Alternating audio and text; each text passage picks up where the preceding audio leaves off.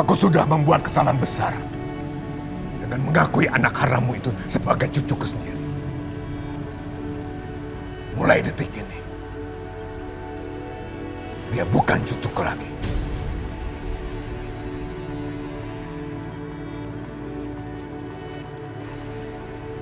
Beritahu dia, supaya dia punya sopan santun.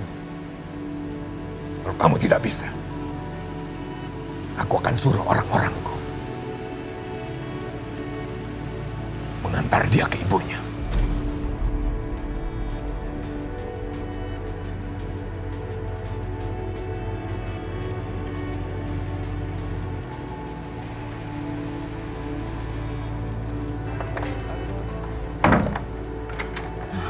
Natasha, loh, kok kotor kayak gitu? Kenapa? Hei, coba lihat dulu. Ini kenapa kok pada kotor kayak gini? Nggak apa-apa, Bi. Tadi tuh aku cuma jatuh pas lagi jogging di sawah. Ya ampun. Kok nggak kenapa? Sebentar, Bibi buka pintu dulu ya. Ya.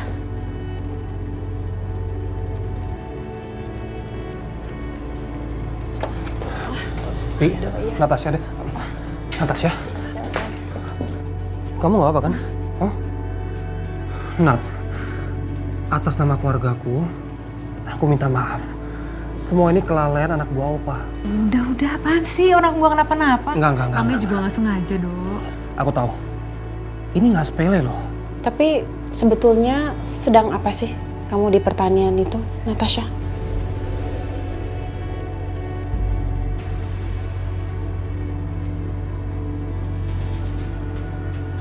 Mam, tadi kan Aldo udah cerita. Tadi memang Aldo telepon-telepon sama Natasha dan Natasha bilang kalau dia lagi jogging di pertanian itu. Ya, letak pertanian itu bukannya agak jauh ya? Maksud saya, agak jauh kan dari hotel?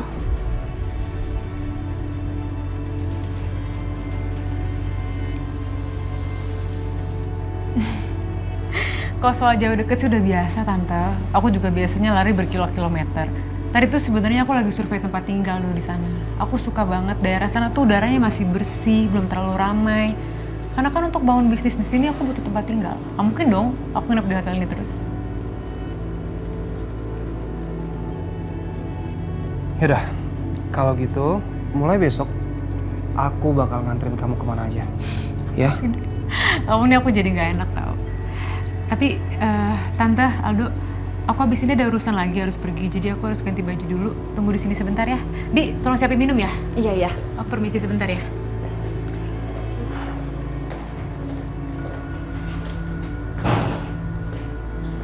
Tuh. Dengerin Mama. Mama baru dapat WA dari anak buahnya opa kamu. Kalau Natasha itu, dia melawan untuk membela warga desanya Revan. Halah, Mam. Mama denger dulu. Mama kan tahu sendiri. Anak buahnya Opa akan melakukan segala hal untuk menutupi kebodohannya dia. Ya tapi Mam, Dok. Mama tahu kan? Opa kalau udah kesel sama anak buahnya Opa, Udah, Dok.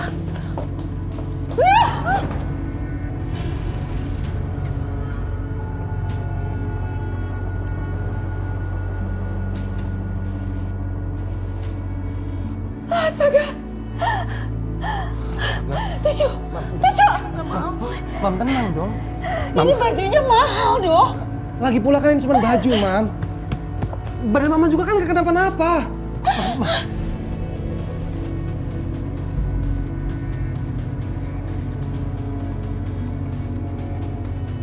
Mam, tenang, Mam.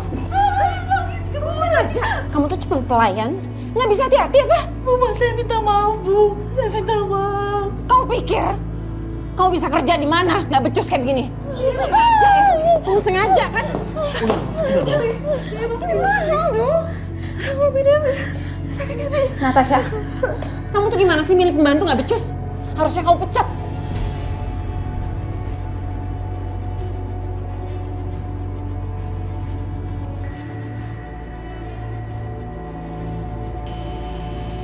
Saya minta maaf kalau emang Bi Dewi salah. Tapi saya nggak pernah memperlakukan seorang asisten rumah tangga itu seperti budak.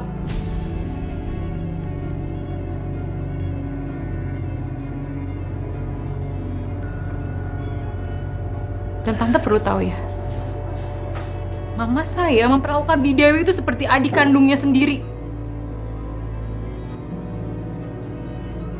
Natasha, kamu berani ngomong gitu sama saya? Jadi kamu nyalahin saya? Tante Prita, saya tidak pernah menganggap Bidewi itu sebagai pembantu saya. Bidewi itu udah seperti ibu saya sendiri. Dia yang merawat saya setelah mama saya meninggal. Tidak ada manusia yang berbeda. Semua itu derajatnya sama. Jadi menurut kamu, pembantu ini lebih penting dari saya? Kamu bela dia, orang yang udah menumpahkan minuman apaan ini ke baju saya? Ini jelas kecelakaan, Tante. Bidewi nggak mungkin sengaja numpahin air ke baju tamu. Kalian berdua dengar. Kalian tahu saya siapa? Saya Prita Saputra. Tidak pernah saya pikirkan untuk minta maaf sama pembantu kayak begini. Natasha, sudah Udah, Bi. Dok, aku minta maaf. Aku nggak yakin hubungan bisnis antara keluarga Saputra dan keluarga Suherman akan berjalan dengan baik.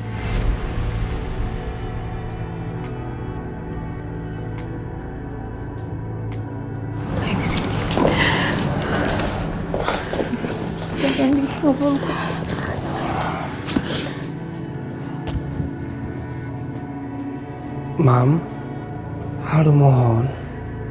Mami minta maaf sama Natasha dan juga Bidewi. Ingat kata Opa. Kita harus bersikap baik. Jangan sampai dengan apa yang terjadi sekarang, semua justru nggak akan baik. Yaudah. Baiklah. Natasha, saya minta maaf. Karena anak buah ayah saya sudah melalaikan kamu tadi, ya? Dan kamu, baiklah, saya minta maaf. Karena menurut cerita legenda, pangeran pun bisa dipotong kakinya kalau berbuat kesalahan. Saya juga pernah dengar sebuah legenda tentang seorang putri yang harus berhati-hati dalam berbicara karena kalau dia sering menghina orang, lidahnya bisa dipotong.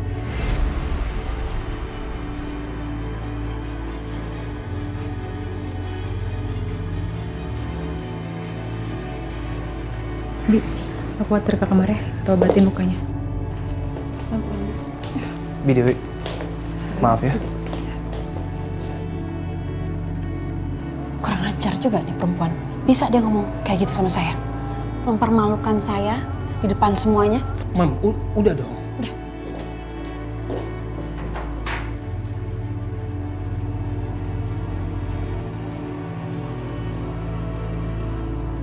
Papa pikir kamu itu pintar. Pintar.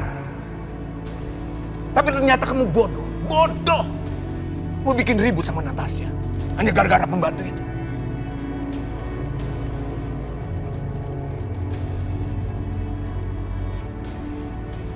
Kalau mau melakukan sesuatu itu harus pakai ini. Seharusnya kamu itu cerdas, pintar. Kamu kan bisa urus membantu itu nanti. Ya? Karena kamu sudah bikin Natasha marah. Apa jadi ragu? Apa dia masih mau invest di perusahaan kita ini?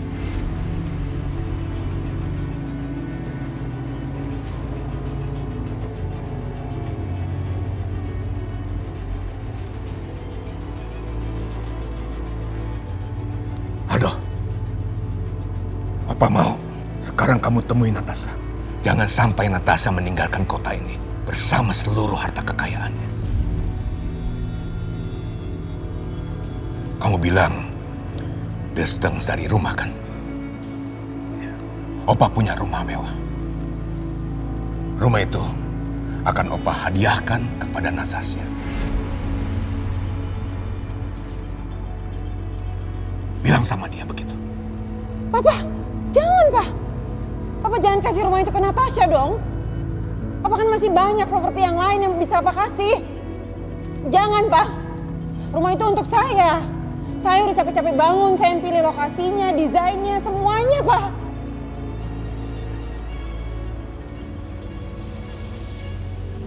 Ini salahmu sendiri. Anggap saja ini sebagai pelajaran buat kamu atas kecerobohan kamu. Kalau kamu tidak bisa mengendalikan amarahmu pada saat yang penting, kamu akan kehilangan banyak hal-hal yang berharga.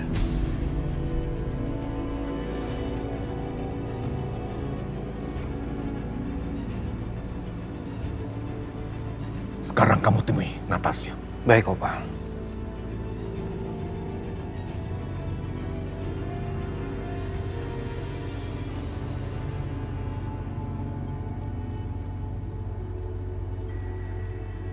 Kamu gak usah ngambek seperti itu. Rumah itu tidak akan kemana-mana. Rumah itu tetap akan menjadi hak kita. Setelah kita memeras sen demi sen harta kekayaan Natasha.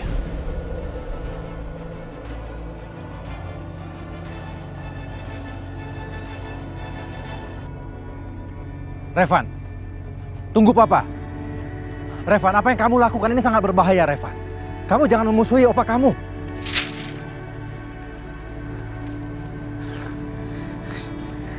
Jadi, ini tujuan Opa, mengirim Papa ke sini untuk menyampaikan pesan itu. Apa yang akan Opa lakukan kalau aku akan menantang terus? Mau bunuh aku? Mungkin. Mungkin Opa akan membunuh kamu, Revan. Papa pasti bercanda kan? Nggak mungkin seorang kakek membunuh cucu kandung sendiri.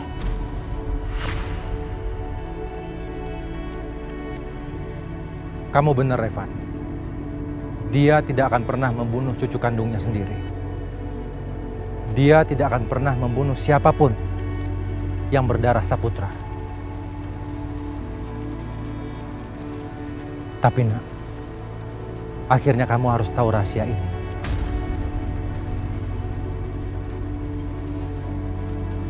Rahasia apa?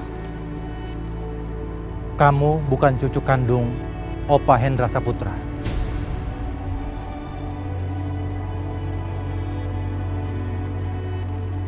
Dan kamu bukan anak kandung Mama Prita.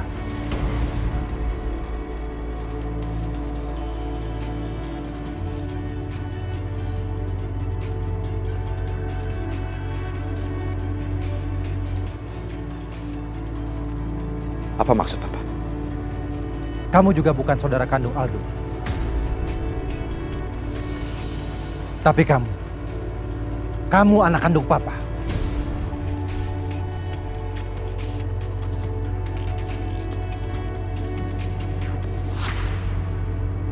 Doh, kamu belum makan sayang?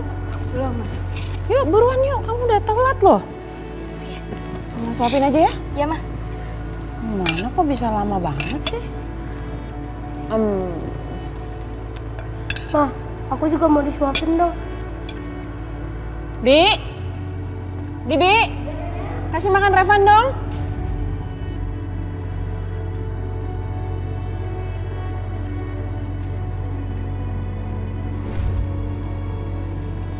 Revan, ini apaan? Hah? Aku udah habisin uang loh, banyak loh buat bayar sekolah kamu. Tapi kenapa nilai kamu gak ada yang bagus? Kamu ngapain aja di sekolah sih? Hah? Lihat Aldo, nilai raportnya bagus semua, Van. Hah? Kenapa kamu gak bisa kayak Aldo sih, Van? Sini. Lihat ini. Lihat ini. Nilai apa ini? Hah? Bisa kamu apa sih? Hah? Bisa kamu apa?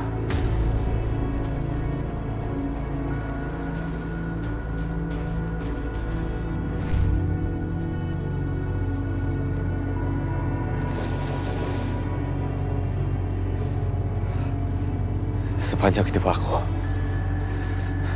mereka memperlakukan aku dengan menghina, sangat rendah. Mereka melihat aku seperti benda yang menjijikan.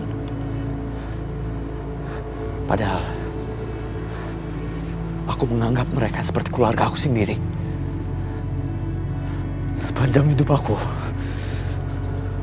selalu bertanya,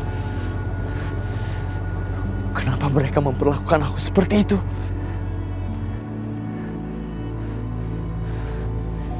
Kenapa Papa kasih tahu baru sekarang? Kenapa?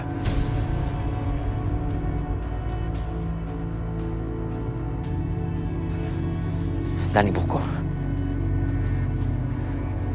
di mana ibu kandung aku? Pak, Di mana ibu aku, Pak?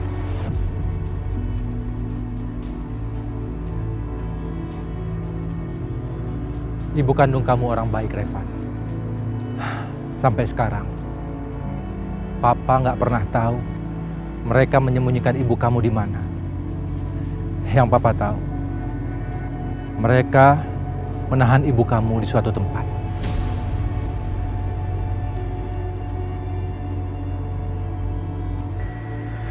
Mereka menahan ibu aku. Aku akan pergi dan menghadapi mereka. Aku akan tanya sama mereka. Mereka menahan ibu aku di mana? Jangan, Revan, jangan.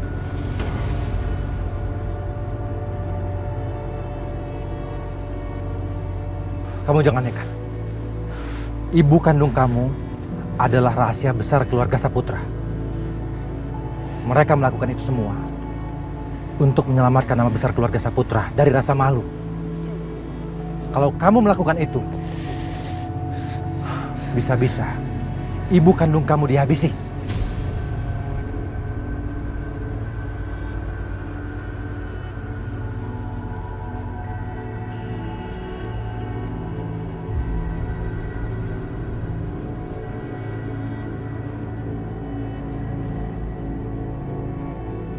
Papa bilang, ibu aku masih hidup.